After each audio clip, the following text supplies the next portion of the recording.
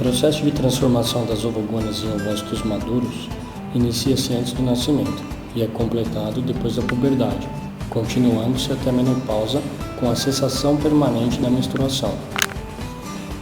Durante a vida fetal inicial, as ovogônias se proliferam por divisão mitótica. As ovogônias se multiplicam, formando os chamados ovócitos primordiais. Os ovócitos primordiais crescem para formar os ovócitos primários, e todo este processo ocorrerá antes mesmo do nascimento. Assim que o ovócito primário se forma, as células do tecido conjuntivo ao redor o envolvem e formam uma única camada de células epiteliais foliculares achatadas. O ovócito primário circundado por essa camada de células é chamado de folículo primordial. Os ovócitos primários iniciam a primeira divisão meiótica antes mesmo do nascimento, mas não de maneira completa, mantendo-se em prófase até a adolescência.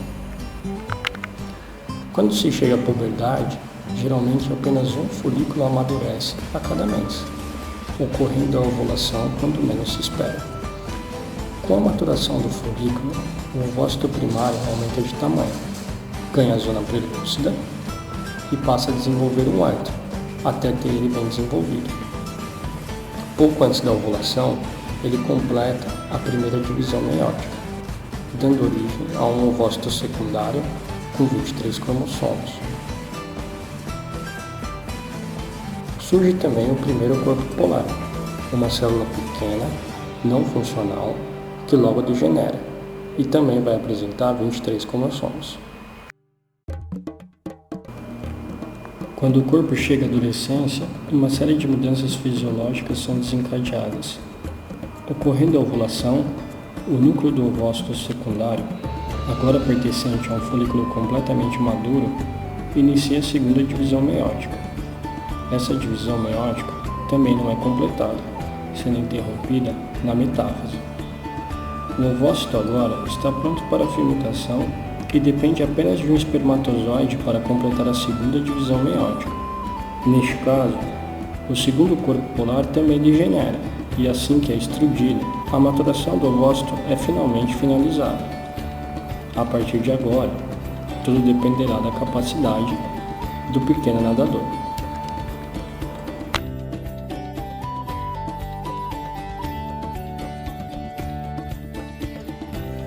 Agora vamos entender um pouco mais a fundo de onde viemos com a ajuda dos nossos pais.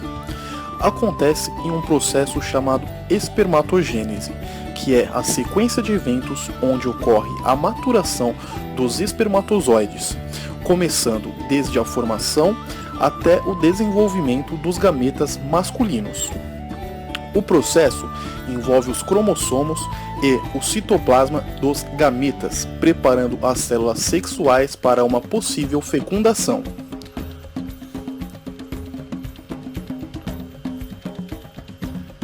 As espermatogônias permanecem em repouso nos túbulos seminíferos desde o período fetal e, na puberdade, com a ajuda dos hormônios masculinos, aumentam em número.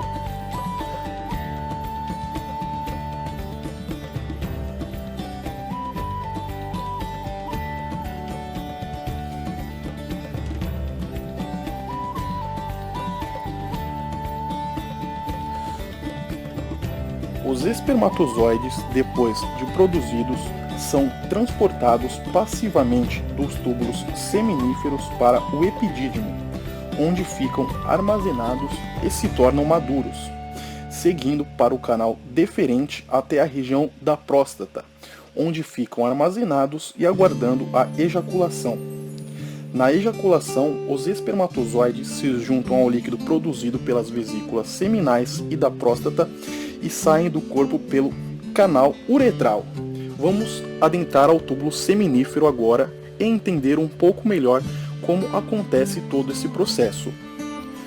Nos túbulos seminífero, as células de Sertoli, que fazem o seu revestimento, dão suporte e nutrição para as células germinativas e estão envolvidos no processo de regulação da espermatogênese. No túbulo seminífero ficam as espermatogônias, as espermátides, os espermatócitos secundários, os espermatócitos primários e, por fim, os espermatozoides. O surgimento de todas essas estruturas que antecedem os espermatozoides começarão a ser retratados a seguir em um novo desenho.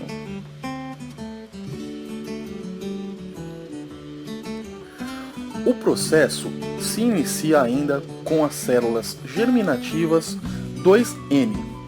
Estas sofrem mitose, originando as espermatogônias 2N, que sofrem uma mitose, gerando umas espermatogônias menores em tamanho em um período chamado germinativo. Após isso, acontece um crescimento sem a divisão celular, onde se originam os espermatócitos primários 2N.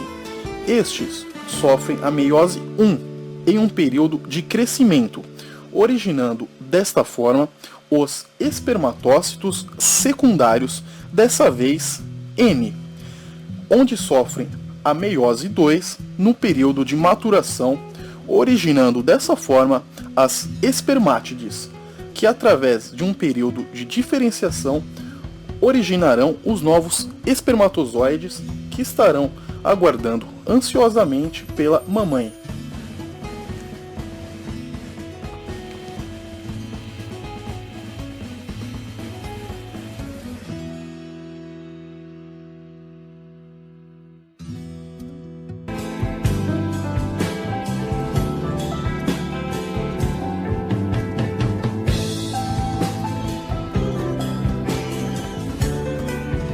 Durante a relação sexual, o pênis recebe estímulos e ejacula o sêmen contendo os espermatozoides no colo do útero. Durante seu percurso no útero, os espermatozoides passam por um processo chamado de capacitação, onde ganham hipermotilidade e parte de sua membrana plasmática é desfeita, deixando o seu acrossomo exposto. Os espermatozoides seguem até a tuba uterina, onde encontram o ovócito.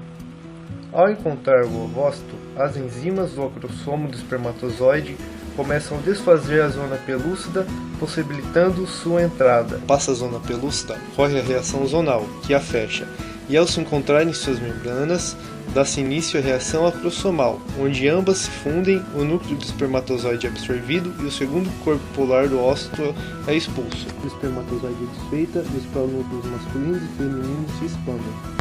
Os pronúcleos se fundem e dão origem ao zigoto, contendo 23 cromossomos do pai e 23 cromossomos da mãe.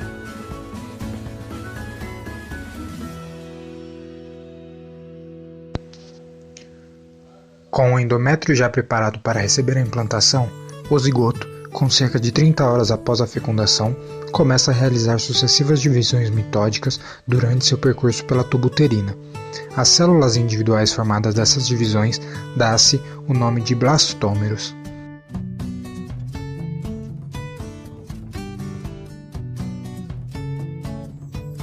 Após 5 divisões, o embrião de 32 células forma um maciço de células denominado mórula.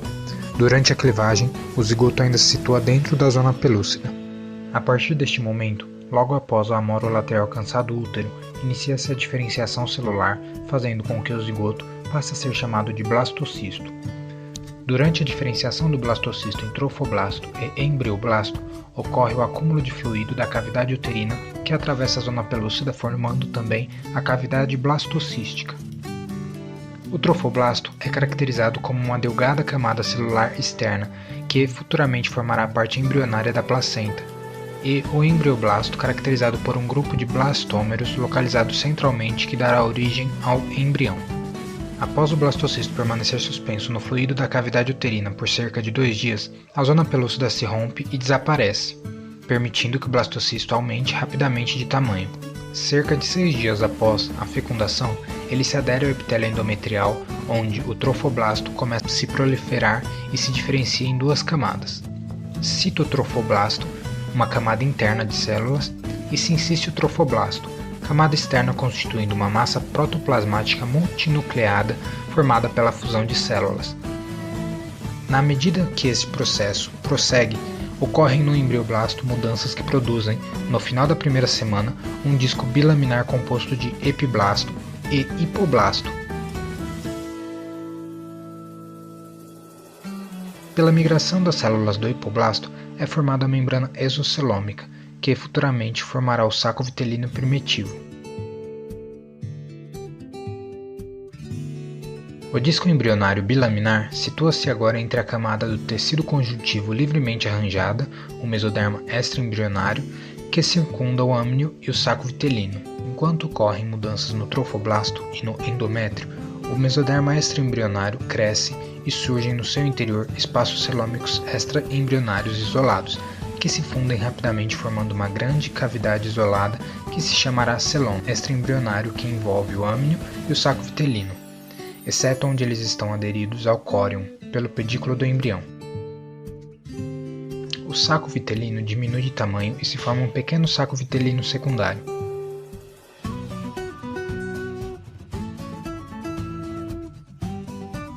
Iremos olhar agora detalhadamente para o disco bilaminar, onde se origina o embrião. No quadro verde, podemos observar a representação dorsal do embrião, onde se encontra o ectoderma. Acima, na extremidade cefálica, temos a membrana bucofaríngea, que dará origem à cavidade bucal. Já no quadro amarelo, vemos o corte transversal da figura, onde podemos ver o folheto bilaminar. A gastrulação se inicia no começo da terceira semana, com a formação da linha primitiva, caracterizada por uma faixa linear espessada no epiblasto, que é originada pela migração das células do epiblasto para o plano mediano do disco embrionário. Enquanto a linha primitiva se alonga pela adição de células na sua extremidade caudal, a extremidade cranial prolifera e forma o nó primitivo, ao mesmo tempo que um estreito sulco se forma na linha primitiva e termina em uma pequena depressão no nó, formando a fosseta. Neste momento já é possível identificar o eixo cefálico-caudal, superfície dorsal e ventral e os lados direito e esquerdo. Após isso, células mais internas que formam o mesênquima migram cefalicamente do nó e da fosseta, formando um cordão celular mediano, o processo notocordal. Esse processo logo adquire uma luz, o canal notocordal, que se fecha formando a notocorda. Com o desenvolvimento da notocorda, o ectoderma acima dela se espessa, formando uma placa alongada de célula epitelial espessada, a placa neural, que dará origem ao sistema nervoso central. Por volta do 18º dia, a placa neural se invagina ao longo de seu eixo central, formando o sulco neural mediano com pregas neurais em ambos os lados. No fim da terceira semana, as pregas começam a se aproximar e fundir, convertendo a placa neural em um tubo neural. Com a fusão das pregas, algumas células neuroectodérmicas perdem sua afinidade e migram dorsal e lateralmente em cada lado da tuba.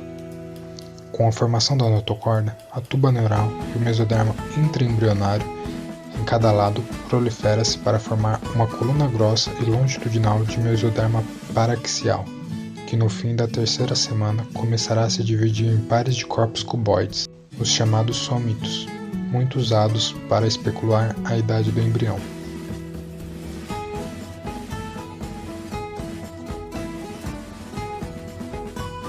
Na quarta semana, os brotos dos membros superiores e as fossetas já são reconhecíveis.